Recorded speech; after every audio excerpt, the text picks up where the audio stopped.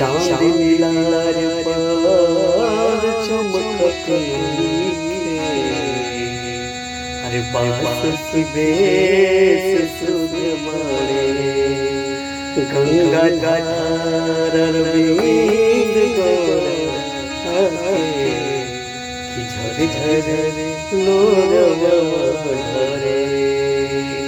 सब केहू की सावन के सोमवारी के ढेर सारी शुभकामना और बाबा के महिमा के दान करिए और बाबा के मस्ती धुन में रम जाइए। बोलिए हर हर महादेव।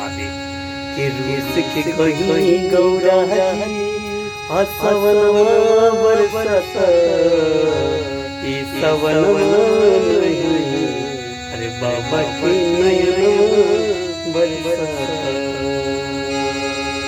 भाव भाव हरे रूस के कहीं गौरा सवनवा बरसत, ई सवनवा अरे बाबा की नयनवा बरसत।